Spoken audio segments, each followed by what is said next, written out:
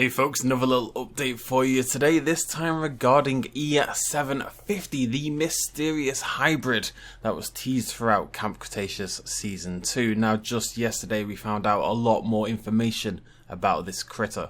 We found out that it is indeed a hybrid, a never before seen hybrid. It's one that is halfway or so between an Indominus Rex and an Indoraptor, and that its name ended in the word Rex. Well, thanks to yet more Twitter leaks, the glorious, glorious bastion of all good things Jurassic, we now have the official name for this upcoming brand new hybrid. It's going to be called the Scorpius Rex. It has been confirmed already that this is actually a typo. That's a good start, but there should be a little R in there, so it's Scorpius, not Scopius. So the Scorpius Rex is going to be the name of this brand new half Indominus, half Indoraptor hybrid. As I mentioned in my other video, I'm expecting it to be around Carnotaurus sized, something like that. A lot of people asked, how is it going to get out of these teeny tiny doors when it's, Carnotaurus sized or something? But you've got to remember that Bumpy was happily travelling around down there in the labs. I don't think they're too concerned about that, but maybe it'll burst through a window somewhere, maybe it'll burst through the door and break it open a little bit, break down the walls a little bit. Either way, we have an official name. So I've done another artist rendition. There it is. It's gonna look something like this, but much worse, obviously, because this is the best thing anyone's ever done. If you imagine, this is my current theory. So this is around Carnotaurus sized, again, like a Carnotaurus, Ceratosaurus, a mid-sized theropod, a little bigger than the Indoraptor, halfway between the Indoraptor and Indominus Rex, basically. And it's going to integrate features, this is all my theory, of the several different creatures, basically. So we've got the spikes along the body, like the Indominus, but maybe some of the proto-feathering of the Indoraptor. I think maybe the coloured stripe will make a return. That would be pretty cool. The coloured stripe was always one of the Indoraptor's cooler little features. Probably got those long, alien-esque arms again. And I think they may make it white? I don't know, actually. I'm kind of curious. Maybe it's going to be grey. Maybe it's going to be an entirely new colour. We've had the black Indoraptor. We've had the white Indominus Rex. If you're going to do a hybrid between those two, you need something that's going to really stick out amongst them. So maybe they'll go for an actual full colour. Maybe we will, in fact, get something closer to the Malusaurus or the Diabolus Rex, which were concept art versions of the Indominus Rex, and they were yellow and blue and red in colour, much more vivid in their colouring. So that'll be really interesting to see how they differentiate this from the other creatures. What's also interesting is how are they going to make this into a Scorpius Rex? What about this makes it Scorpius? Now Scorpius is of course a constellation.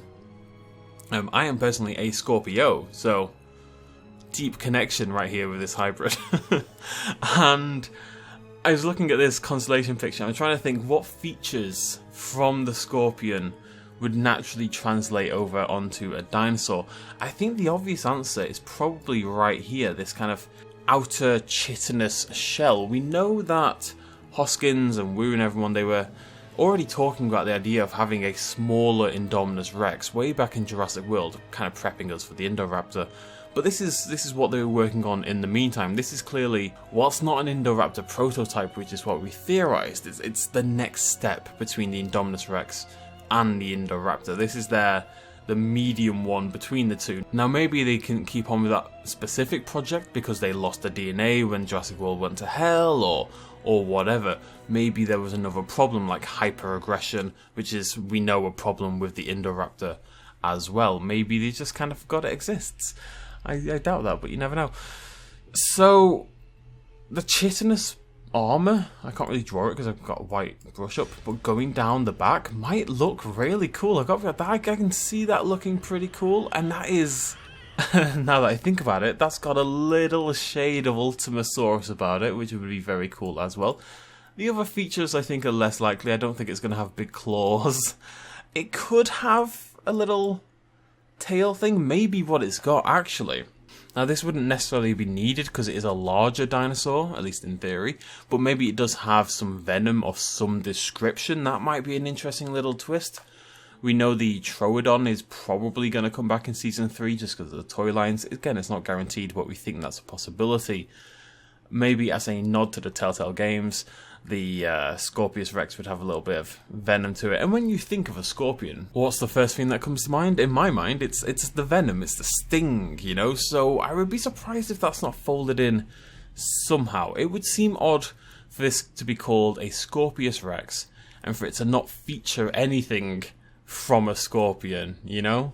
However, what if instead this Scorpius Rex has the scorpion's survivability? Scorpions are remarkably adaptive, able to survive in extreme temperatures and extreme environments. You can freeze a scorpion, just like we've seen. E750 is currently cryogenically frozen. You can freeze a scorpion and it will survive till the next day. You can deprive it of food for a very, very long time, and they've got this ability to slow their metabolism to a crawl, essentially burn very, very little energy as they survive, kind of like a little hibernation, I suppose. Again, what E750 is going through, and through that they can survive a lot longer on very, very limited food or very, very limited energy sources. So maybe that is the justification for how E750 has kind of sat here in this tank happily for a long time, with seemingly no maintenance because the park's been abandoned, and maybe that's where the Scorpius is going to come in. At the end of the day, Camp Cretaceous is a kids show. I would be surprised if the references aren't a little bit more overt than that, like clearly scorpion related. I really like the venom idea. I think I'm gonna put my hat on that for now, although I can't think of any way that would ever be relevant, because I mean, if the kids get bit or scratched, they're gonna die in a way, so... and they never do. I don't know, I'm very curious. What do you guys think if you were going to make a Scorpius Rex that looked not too out there, but a little bit out there? What aspects would you take from this scorpion and apply to a dinosaur that looks, well, like this, obviously, but like halfway between the Indominus Rex and the Indoraptor? What does that look like in your minds? I would love to hear your theories and suggestions down below. Lastly, for those of you who wanted news on Beyond the Gates, there it is, looking beautiful. I'm not going to do a separate video on this because it was frankly, I'm not going to say disappointed. Lots of people have put a lot of hard work into it, but we definitely, and myself included, you know, we got this CGI trailer. I was super excited and I bigged it up myself. It's basically a toy line, essentially, and that's about it. So that's a little bit of a shame. I'm sure if you're into the toys and stuff, that's absolutely fantastic and it'll be really, really exciting. We were obviously hoping for something a little bit different, but that's not the fault of them. That's, you know, us. We are, as a community, we like to hype everything up. I think mainly because we've been starved for scraps for such a long time. So no blame goes to anyone but, you know, us and myself as well, personally, for hyping this thing up as to potentially be more than it is. But yeah, Beyond the Gates, if you're into the toy line, keep an eye out for that over the coming months as well. Very exciting for you people. Okay, there we go. E750 name revealed. Pretty soon I think we'll get our first look at it via the toy lines. Toy lines are pretty useful for some things, as it happens. And I will of course bring you that when we have it. Thank you very much for joining me. Cheers, much love as always. Bye bye.